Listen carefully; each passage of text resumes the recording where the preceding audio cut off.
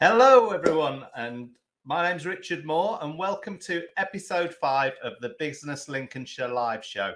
Now, the aim of these monthly live shows, if you've been watching them since we started them in February, is really to discuss topics across Lincolnshire that are affecting local businesses. So answer questions, share the support that's available with you as business owners. If you've watch those first few shows, you'll have seen it's a mixture of having guests on here with Q&A. So we answer a lot of questions that have come in for each of the shows. And the best way to get involved is through the LinkedIn live chat. So if you go onto LinkedIn and you've signed up to attend the event, you should be in the live chat area now. And in there, you'll see there's the LinkedIn event itself, and then the live chat's on the left-hand side of the screen. You can click to open that, and you can engage with the show live through there. So you can ask questions during the show, just say hello if you want to say hello. I've also dropped the resources for the show in there. So some of the links we refer to throughout the show today, you'll see are under a live show resources message that I've put in there. You can download toolkits that Graham will be talking about later. There's also links to the different websites we talk about in there. So again, make sure you go into the LinkedIn live event and you can take advantage of those resources in there, as well as engaging with the show. So this month's show, we're really focusing on the supporting of our employees as business owners and the well-being of our people. I think we all share a responsibility, certainly after the last 20 months, to make sure that our teams have positive environments to work in, that we're flexible with the working conditions that they have, maybe having a hybrid system where you work from home and work in the office. We've all had to adapt really with what COVID threw at us. And I think that's just forced it on us. So really, this whole show is focused on the impact of COVID on people's businesses, but also how we can respond, how we can be more resilient as businesses, and the guests reflect that. So the first guest we're going to talk to today is Adam Davey. He's the chair of the CIPD Lincolnshire branch, and he's going to be discussing the return to the workplace and this shift that I talked about just then to hybrid and flexible working. We've also then got Meryl Levington, who's the business resilience lead for Business Lincolnshire Growth Hub, and she's going to be discussing leadership, staff resilience, the latest research, and also sharing tools with you that you can use around business resilience. And then finally, we're joined by Graham Metcalf from the Department for Work and Pensions. And he's going to have two sections to what he talks about today. The first part is going to be very recruitment based. It's going to be around the Kickstart scheme that the government launched and how that's working across Lincolnshire. And then for those businesses that are struggling and have been impacted by COVID, and there's many businesses that have, you're not alone, then he's also going to share advice on the situation with redundancy. There's a toolkit, as I say. If the worst is to happen, then there's resources out there to really help you manage that situation. So it's going to be a lot in the show. So let's get going and invite Adam into the show. So let's add you in. Hello, Adam. How are you? Hi, Richard. Yeah. Thank you for inviting me along today. That's fine. And for people who've never met you or know much about the CIPD, can you just explain a bit about who you are and what the organisation is in Lincolnshire? Yeah, of course. The CIPD is the professional body, the professional institute for the HR profession. So it's the Chartered Institute of Personnel and Development. And in Lincolnshire, we're one of 52 branches around the country.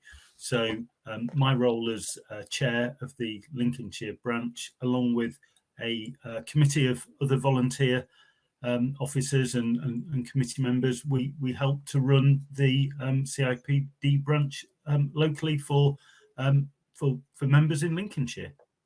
Oh, fabulous. And I suppose that so many businesses have been transitioning into this hybrid work model. What have you seen that's been working, and what are the key considerations that businesses are having to make when they make this transition? I think the kind of overriding message, Richard, is that there isn't such a thing as a one-size-fits-all when we're talking about hybrid working. I think, so many people think about it as, well, you're either working in the office or you're working at home, or a mix of those two things, but there is actually an awful lot more to it. So I think, it's really important for any business when they're considering hybrid working to not only think about what they want to do, but why, and actually take a really considered approach to what hybrid working means for them. And I think, if with anything that we do, if we're not clear what we're aiming to achieve, how will you ever know if you've succeeded? So I think typically, there's probably 10 or so key questions, starting off with that, very important one of why. What's the problem you're trying to solve? How will hybrid working support your business's priorities and objectives? But I think, the other things are try and learn from other organisations that have been there before you. None of us, or very few of us, do anything, for the first time ever. So very often there are others around us within our networks who can help. We shouldn't create it in a vacuum. When I run my business, I don't know everything. I don't know what's best for my people. So talk to your staff, talk to your stakeholders, and involve them in terms of generating options. I think it's really important to be clear about your decision-making criteria, because hybrid can have a real benefit, not only for the business, but for teams and for individuals as well. So from an individual perspective, it's often about personal preference, isn't it? I've just bought a lockdown dog, so I don't want to come into work, or it's about my well-being. But from the organisation's perspective, it's perhaps about environmental impact or office space or technology. So there will be different criteria that I think, you would want to base your decision on, or then evaluating your options and making a decision. And I think once you've made that, it's really important to think about the consequences of that decision, because you've got new world and old world, and doing a job or managing people to do a job in that environment is really quite different. So it will be a continuous process of evaluate, review, and perhaps tweak and adjust as you go on. So there's so much to it, Richard. It was a really simple question, but a very long-winded answer, I'm afraid. So what do you think the best way to manage obviously you're going to have physical people in your office, you're going to have remote teams in this situation. It's a very different dynamic for most businesses, isn't it? So do you have any tips that you've seen working? Well, I think for me, the overriding point to be wary of is about not creating a them and us culture, because if you allow that to happen, it can create all those unnecessary divisions within your workforce. So I think really need to start by ensuring that you set your team up for success. It might be something as simple as just agreeing new norms. So if you're working from home, how do you signal to other people when you're available or not? How do you communicate as a manager? How do you ensure that you're visible? How do you run meetings? Just some simple practical things, setting teams up for success. But fundamentally, hybrid working arrangements are founded on trust. So, treating people as individuals, communicating openly, making time for others are things that happen naturally when you're together.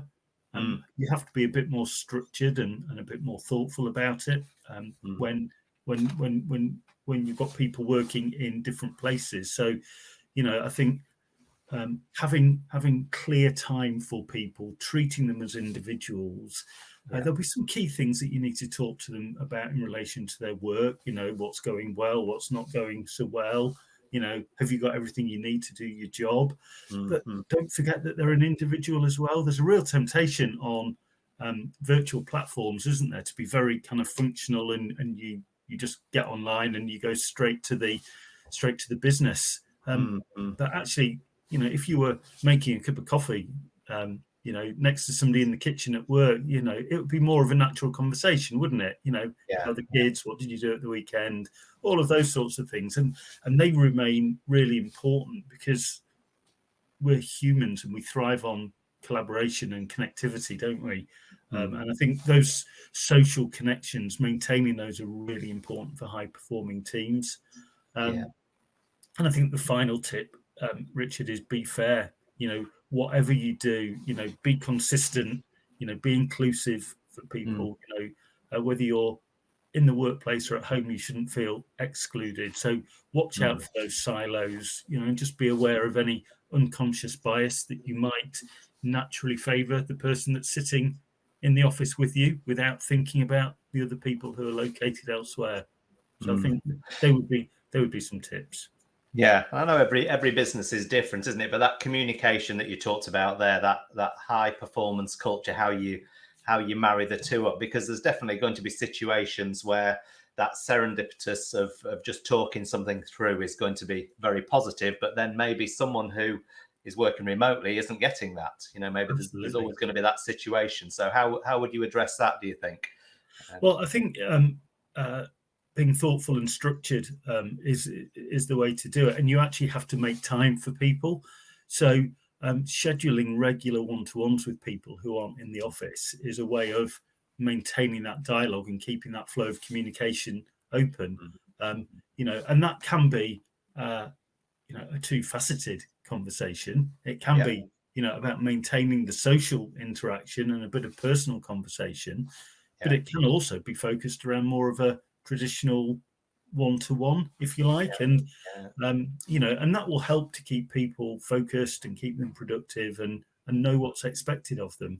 I think it is that. It's touching base every day, and then we went to a structured one-to-one quarterly, and that now they're weekly. We literally have one-to-ones weekly now because of this different environment we're in now. So and I know some people have they'll have an all hands call first thing in the morning. So whereas in a physical environment, people often refer to it as a huddle. They get everybody together in the room and they just have 5 minutes. Well, there's no reason that you can't do that online as well. So I think it's just about thinking how you want to keep everyone included, making sure that they're up to date and they've got all those key pieces of information that they need to do their job.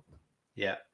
And if you are a remote worker or you've got a remote team, how do you think you can keep that remote staff as focused and productive as they would be in the office? Or do you think that's been proven misproven over the last 20 months? Because I've certainly seen that a lot of people are just as productive at home, if not more productive. I absolutely agree. I think it's not for everybody, Richard. Not everybody lives in an environment that's necessarily conducive to working productively. And I think as employers, we have to be very mindful of that, which is why flexibility is important. But, lots of people do work really productively. And I think for me, probably the most important factor is, if you are measuring somebody's performance, be really focused on outcomes or outputs rather than inputs. In other words, if is it okay that I work from home if I want to go and pick the children up from school at 3:30, but then work a bit longer into the evening? Does it matter to the employer as long as you deliver everything that's expected? Doesn't matter if you do that at 7:30 at night. For some jobs, it might do in certain organisations. But be really clear about those sorts of expectations and any constraints on people in terms of their availability and presence. And I suppose with furlough coming to an end this month, it's very apt, an apt question, but how are businesses managing that return to work process? Because a lot of people haven't been in a work environment or traditional work environment for a long time, have been on furlough, they maybe been sick, they maybe have had COVID, so have had a period off. I mean, it's a really, really good question, Richard, because I think, if you liken furlough to a period of long-term sickness absence, there are some, lots of stats out there that say, how significantly reduced the chances of getting an individual back to work are after they've been off for just 4 weeks. So, after such a long period of furlough, I think we need to be really mindful that actually they may have a psychological barrier or fear or some anxiety about returning to work. So for me, it would be about, starting that dialogue early, breaking the ice with them, having a conversation, being really clear about what the return to work plan is, not just in terms of dates, but, is there a phasing of them coming back in? What will they be doing? And actually, you might need to carry out a mini induction to help them get back up to speed with any changes that have happened in the organisation since they've been away. Do they need any updates? Do they need any training? And then monitor and review it. Some people will be, like a duck to water coming back to work. They'll just be so ready and they will, swim off and be fine. But it's those people that might be struggling, and just keep an eye in terms of how they're coping and how they're performing and what additional support they might need.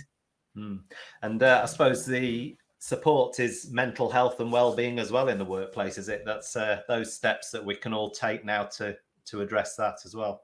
Yeah, I think so. And I think, maybe one of the upsides that's come out of COVID is the fact that we seem to have a much more open dialogue about mental health and mental well-being in the workplace, which, I think can only be a good thing, but that comes with trust, doesn't it? People won't open up if you don't have that important relationship of trust firmly in place.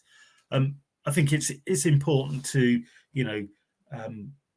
support people to set boundaries. If we're working from home, all of a sudden work and personal boundaries can blur, can't they? And I'm sure you've been in situations where all of a sudden it's 7:30, 8 o'clock, 9 o'clock at night, and you found yourself still working. And actually, that's every night, Adam. No, that's very, very true. And the CIPD have got some resources to help people, have they? They've got a knowledge base. Absolutely, yeah. There's an awful lot of resource on the CIPD website, which is hopefully up on the screen now. There is a hybrid working hub in there, Richard. So I'd encourage all the viewers to take a look at the website and make use of those really helpful resources. Fabulous. Yeah, well, I've put those links up as well into the chat area on LinkedIn, but the link at the bottom of the page is cipd.co.uk/knowledge. You'll get you to those pages and lots of resources on there. I've had a look myself.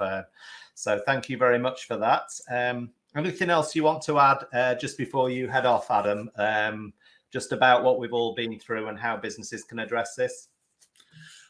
I think for me, really, Richard, the key thing for us all is to retain an open mind. If we're managing or running businesses, we shouldn't assume that we know how other people are feeling. This last 18 months has affected everybody in different ways. So I think, being open-minded and being sensitive to how other people have been impacted over this time will stand us all in good stead, because then we stand a much better chance to support people to get back into the workplace and become more productive as hopefully, we get into a more normal routine. So I think that would be my parting comment. That's great advice, and it segues nicely into us bringing Merrill in as well. So all about staff resilience. So thank you for your time, Adam. And I'm sure that information has been really useful to any business owner watching this. We've all gone through the same thing. So it's been really nice to hear that from you. Thank you. All right. Take care. Thanks, Richard. Bye. All right. So let's bring in Merrill. Hello, Merrill. How are you? Just taking the... I'm good, thank you. Sorry, I was just taking myself off mute there. And you're a business resilience lead for Business Lincolnshire Growth Hub. Just explain a bit about yourself and what the business resilience lead's responsible for. Yeah, so we are responsible for delivering a resilience programme across Lincolnshire, in fact, across the East Midlands. But I have to say we've had some great take-up from Lincolnshire businesses. We can offer one-to-one or one-to-group support. So the one-to-one support is myself or one of my team working with a business one-to-one to help them with a particular issue that has impacted them because of Brexit or COVID, and helping them, look at how they can bounce their business back. The cohort is a program where we actually start with the people issues in the business, because people are obviously the greatest asset in your business. Yeah. And what we do there is we work through a workshop program to help a business take a step back. And first of all, we get you to look at your own personal resilience, because as business owners, we face a lot of pressure. We have the decisions to make, and do we always necessarily look after ourselves very well? So we start off with getting people to take a step back and look at their own personal resilience. And just as a little bit of an aside, I've had an email that came in, timing wise, it was perfect this morning, from one of the owner managers. And she said she's been following some of the steps that we gave them in the personal resilience workshop, and she's never slept so well in years. So a huge advocate, hopefully, for that one workshop, if not all of them in the program. And then we say, well, this is how you're feeling. Take a step back and look at your staff. Don't necessarily assume because somebody's turning up to work or they're turning up in front of the camera that they have recovered. Yeah. In the pandemic and from lockdown, mental health is a big issue, mental health and well-being. So again, as part of the resilience program, we're helping to promote toolkits and tactics that you can adopt just to check in with staff. Staff, as you as a business owner will know, don't always divulge, even in a one-to-one situation, what's going on at home that might be impacting them, or what they're feeling, what they're struggling with in the office in this brave new world. They might be frightened coming into the office because they're particularly worried about their own health and well-being. They may be worried about children back at school. They may be stressed in case one of their children comes down with COVID, and then they will need to stay at home with them, and that might mean losing pay. Yes, we know there's COVID payments that you can get, but they're means tested, and not everybody will be able to get them. So really what we're looking at is how you protect your biggest asset. We start with well-being, and then we look at, exactly some of the things that Adam mentioned, looking at what toolkits that you can use to really look at the staff in your business. So look at the ones that you've got, but also planning forward. Recruitment is an issue at the minute, but also people's expectations have changed. So how can you future-proof and strengthen your business by looking at how you recruit, looking at how you succession plan, looking at how you grow, when you're going to need more resources, and if there's a shortage in the marketplace, what the options are for your business. There's all sorts of options out there. There's the Kickstart program that Graham's going to be talking about, but also, there are schemes with Lincoln University where you can get a graduate to work with you for a period of time, and often that's funded. Looking at things like apprenticeships, and of course, apprenticeships are for all now. They're not just for the 18 to 24-year-olds. You and I could sign up for an apprenticeship if it was appropriate for our development in the workplace. So I think it's taking that step back and really looking at your business from afar, taking time to work in the business rather than on the business rather than in the business. And stepping out and looking at first of all the staff that you've got. How are they feeling from a well-being perspective?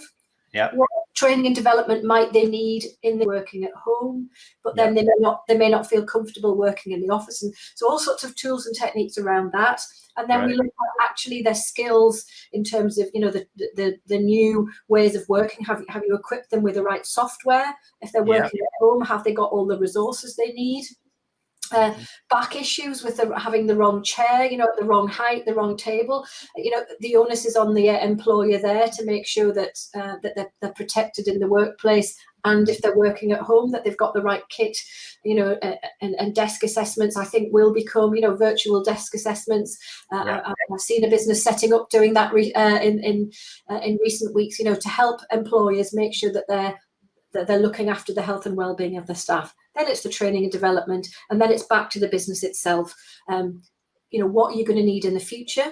Does the staffing structure need to change because of hybrid working, remote working, different, changes in how you're delivering your products or services now? What that might mean in the market that you're operating in, and how you can package an offer to make it look attractive to a candidate. And I think in terms of strengthening your ability to recruit, don't just think about the wage, think about everything else. You know, the fact that somebody can work at home a number of days a week is often appealing to people for a number of reasons. The fact that they'll have colleagues other days of the week is also appealing, but also look at the other things that you may offer. So it could be training and development, it could be a cycle to work scheme, you know, whatever add-ons that you have. And I think often employers forget that.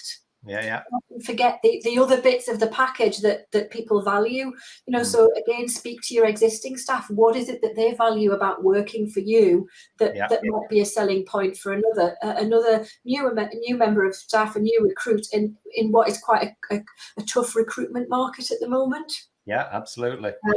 You know, and then it's planning for the future. So again, if you're bringing people in, how are they going to grow through the business with you? And if you want to lose a key member of staff, what are you doing about making sure they're not holding? They're not the only person in a business that's holding a certain part of key knowledge or a key understanding or key client relationships in their head. Yeah, fabulous. So just to go a bit deeper into explaining what resilience actually means and why it's so important for us as leaders and obviously for our staff as well. Well, resilience is in short our ability to bounce back, both personally to bounce back from some sort of adversity, but also as a business. And what we're helping businesses to do is put things in place that will allow them to strengthen their business, to give them that bounce back ability. Businesses that are still here after the pandemic, so you know, people listening to this broadcast either live or on catch up, you've survived the pandemic, your business has a certain amount of resilience. What can you do to make it stronger going forward, so that if we do get another pandemic, another lockdown, or some sort of other what we would call a black swan event, that, you know, something that we can't always predict, or we can predict but it's kind of on the horizon and we don't know when it's going to arrive, and how can we make sure that we've done everything we can with our business, with the people, because I'll remind viewers again that they are our key asset. Without the staff, we can't deliver.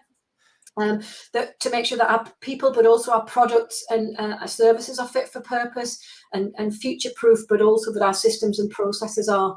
You know, and I think it's just getting people to take that step back, and we can, as I say, we can hold the hand to do that on a one-to-one basis, or we can help them do it in a small cohort where they can learn from other like-minded businesses, and it's all free of charge.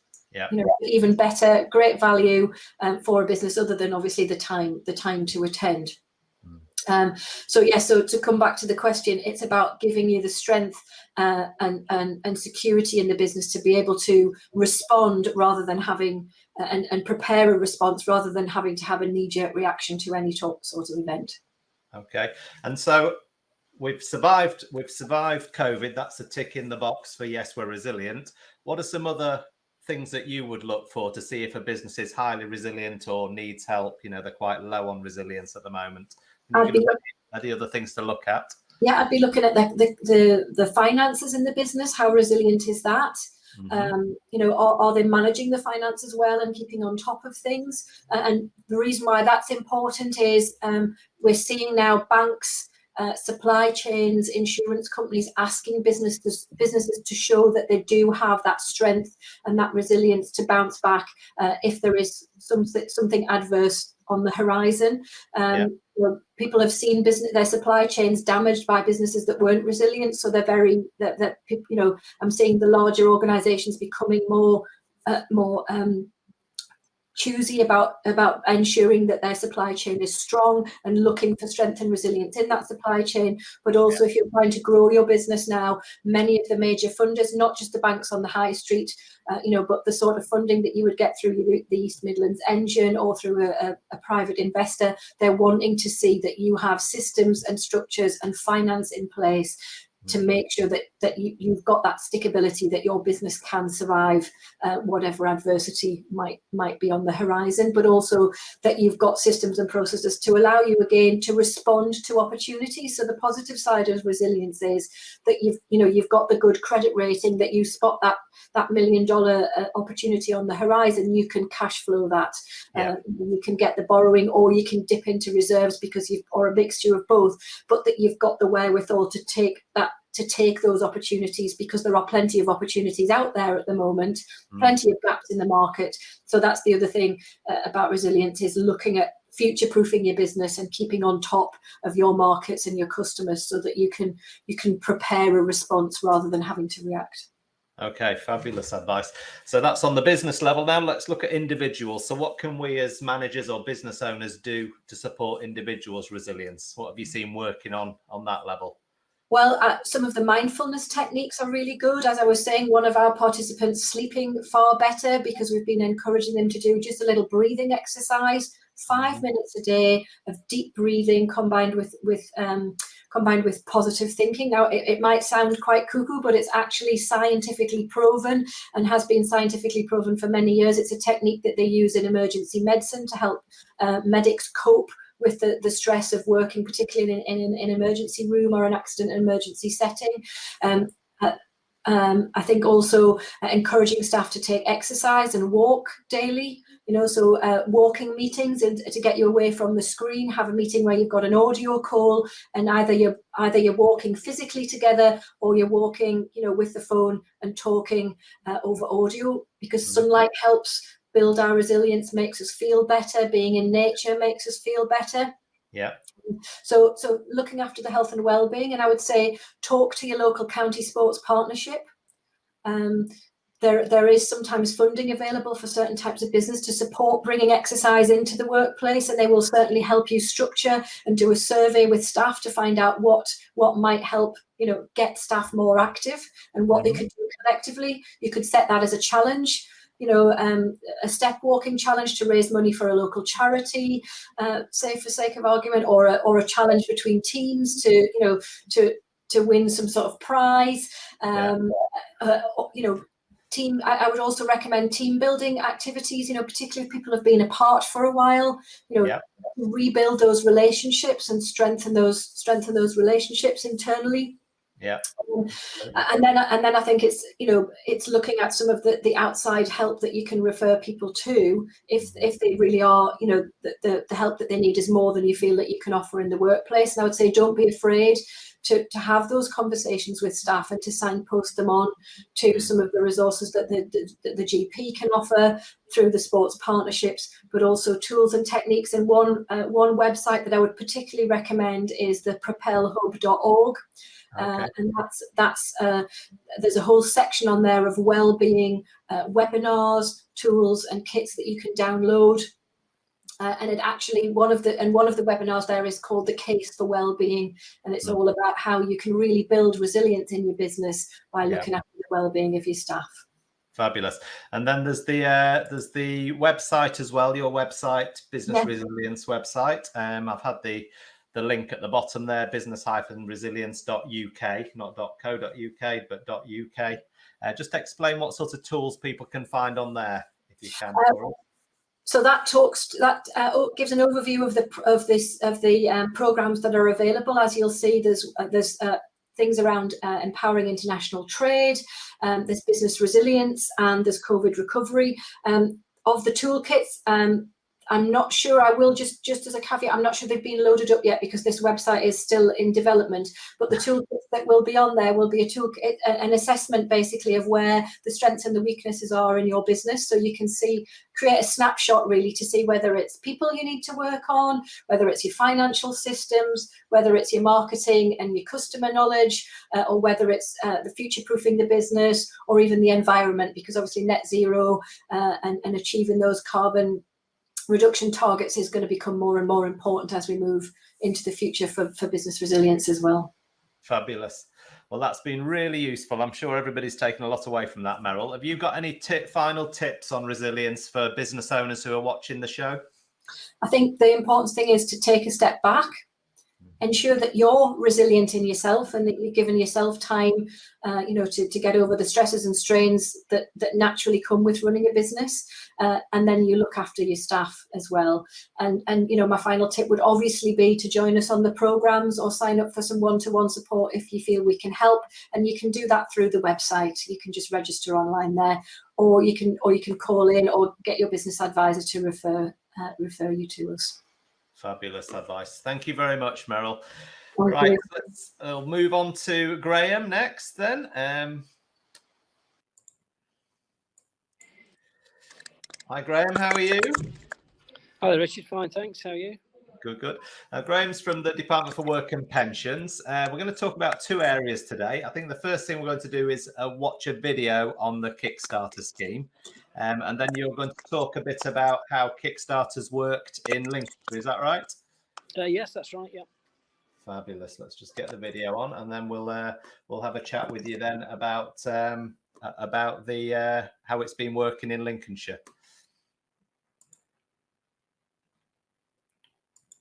I'm 21. I'm 16. I'm 16. Recently, the Chancellor announced the £2 billion Kickstart scheme, paying 6 months' wages of new jobs created for 16 to 24-year-olds. Coronavirus definitely have a huge impact for young adults like me. It's feeling quite worried about sort of looking for a job. It's rather a gloomy prospect and makes me sort of nervous. The Chancellor's announcement has made me feel more confident in going into my first job. They will pay your wages for 6 months. So Really? to employ them. £2 billion is quite a large sum, and I was almost surprised to see that amount of money was being put into young people and their future jobs. Hopefully it will not just be a temporary kind of 6-month thing, but that will be able to get me on a career ladder. It's just great to hear that the government do still care about my sort of age group. It can create hundreds of thousands of jobs for people my age.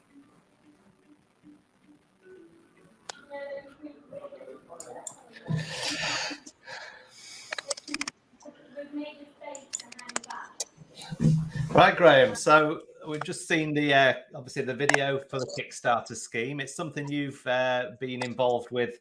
How long's it been running now, the scheme? Okay, Richard. Just before I start, to give some apologies for background noise. I've tried to secrete myself away in a quiet area of where I'm working from currently, but that seems to fluctuate. Okay, So no worries. the scheme itself nationally has been up and running and in theory available from November of last year. In the very early stages, there were some national vacancies available through organisations that weren't looking for repayment of funding. But it's really from the new year, so 2021, that we've started to see momentum gathered and gained with the scheme. I think there were some impacts of that second lockdown and the changes in January in the early stage of the year. So it's probably from end of January, February, where we start to see things really gather momentum and some strong numbers being recorded. And so, and we've seen what it means to young people. Obviously, they were heavily featured in that video. Can you just tell us a little bit about how the scheme actually works? Yeah, sure, happy to. So, principle with the scheme, really, and the origin for its initiation was to create opportunity in a restricted labour market. So where there was less opportunity and young people would have to compete against people with more skills and experience, just to try and stimulate a bit of opportunity at that younger end of the scale. So the scheme is restricted for that purpose to 16 to 24-year-olds, and they have to be in receipt of universal credit to be eligible. The idea is that the opportunities that are placed are designed to be developmental. So we do encourage and help or try to orientate employers around that expectation. They're not going to be getting the finished articles at all at the time that people referred, but there's a mixed range of skills and experience in the young person customer base that we deal with, which includes graduates. So they were the early adopters of some of those earlier placements. Whole range of vacancies and opportunities. The scheme will cover the costs of a young person's wages for a 6-month period, and that's paid at the rate that they will be, or the age that they will be, national minimum wage rate, the age at the end of the scheme. Right, got you. So there are some other funds available too, but we can go on to go through should you wish. Yeah, and as an employer, what sorts of funding is available to us as employers? Okay, so as an employer, there are 2 routes by which you can apply. So there has been some variation since the scheme started. I should say the scheme is still open. So it's still open for applications directly now from employers. Initially, employers had to have a level of 30 vacancies to be able to apply. In the absence of having that level of vacancy, they would have to apply through a gateway organisation. So we have lots of further education colleges involved in Lincolnshire. So Boston College are involved, Lincoln College, other organisations, ACIS, BGU, those types of larger organisations that can carry forward representative roles for employers.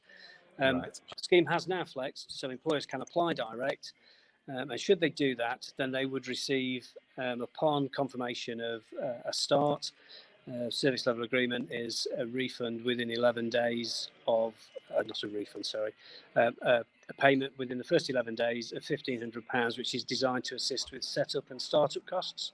Right. So that can be utilised. What we've seen with some of the earlier starters, they were starting at a time when we were still operating more substantially in a virtual world. So some of that expenditure has been to enable virtual roles to take place. And then thereafter, wages are refunded at the rate, as I say, it's 25 hours per week, the equivalent rate, national minimum wage at the age the young person will be at the end of the scheme, and then we'll refund that sequentially every month that the young person is on the programme, up to a period of 6 months. And that's for 6 months, as it said in the video. And how's it been working in Lincolnshire then, Graham? How's things been going here? Well, we've got some significant numbers. So our part of the world from a DWP perspective, without boring people too much, we're connected into Nottinghamshire too. That's our district area. Our group covers East Midlands and North Wales. So the volumes of opportunities that we've managed to get people connected to in the Lincolnshire Nottinghamshire area is higher than any other group within those, or any other district within that group area. So in Lincolnshire, we've managed to achieve over 1,100 placements so far, and counting. And that compares favourably with Nottinghamshire. Our district dynamic is that roughly that's around twice the size of Lincolnshire in terms of customer numbers. So again, Nottinghamshire have achieved high numbers too, very similar to ours. There are 9 job centres within Lincolnshire, the Lincolnshire DWP estate, and every job centre has had, even the smaller job centres, Sleaford and Louth, have had at least 50 opportunities start, ranging up to the largest job centre, which is Lincoln, which has had now over 450. Wow, that's amazing numbers. And for those businesses who aren't growing their teams, there's a lot of businesses that are restructuring. The impact of COVID has been quite significant on some businesses. So what advice and support is there available for the other end of the spectrum, where you're having to make people redundant and restructure your business? Yeah, so obviously that's a part of the services that we provide too. Well, maybe not obviously, but it is part of the services that we provide too as well. What we've been doing as part of the recovery forum, a LEP-led recovery forum, is working with other partners to create a support document which encapsulates the support offers that are available from all of those linked partners. So it includes Federation of Small Business, Chamber of Commerce, Lincolnshire Growth Hub as well.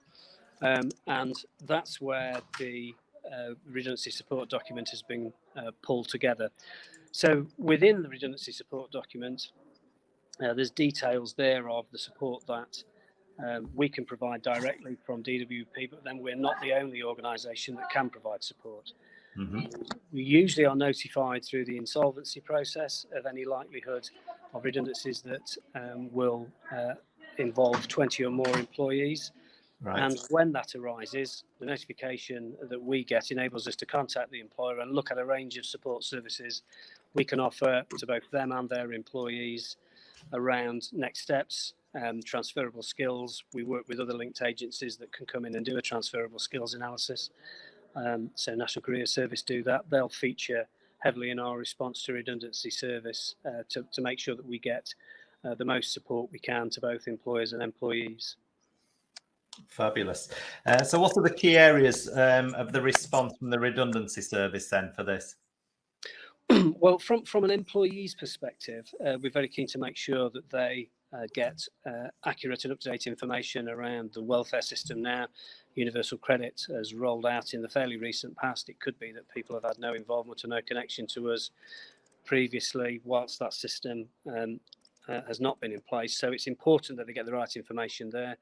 And we have a very strong link to Citizens Advice, who provide a help to claim support service. So it'll give people the correct information in terms of what they need to do to best progress entitlements. Then and again, there's two elements to what we're trying to do. One is to give that. That's mostly the question we get asked first and foremost by redundant employees. What about entitlements? What's my position? Once we establish that, we're very, very keen to say, okay, so that's one part of the service. The other parts of the service are looking at what opportunities are currently available in the labour market, what skills you have, how you can find those opportunities, how we can connect you to them.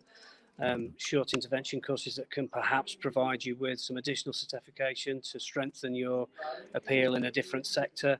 All of those things, which we would probably describe as the Job Centre Plus local offer, that's to orientate employees around just exactly what's available to them in their locality. And it may be that redundancy for them per se is not quite the expected negative situation that perhaps is perceived from the outset. So we're very, very keen to make sure that there is support there, and access to that support is enabled through ourselves. So not just the end of one thing, but the start of something new. So can be, yeah, can positive, be. That's often the case. And what's the picture across Lincolnshire looking like then, Graham? So we do monitor very actively, particularly with the changes in furlough. And the reducing numbers now in furlough. So we monitor very closely to see if those reductions in those still on the furlough scheme are rolling out into additions to our customer numbers, and that's not the case. We're not seeing that, which is really encouraging. Yeah.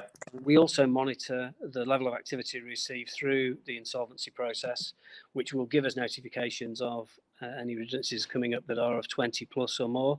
It's very quiet on that front, I have to say. The last 2-3 months, it's been very stable, although we're not complacent about that whatsoever. And we also gather intelligence from the operations on and in around the local 9 job centres in the county. So if they can pick up any soft information around smaller businesses going under and people coming in from the same destination. And again, it's very quiet on that front currently. So meanwhile, we are the recipients of lots of offers. We're seeing lots of changes in the labour market. Predominantly, our organisation deals with a whole range of opportunities, but we are predominantly involved in the entry points to the labour market. So we have lots to be able to offer people when they come in, and how to access and how to apply.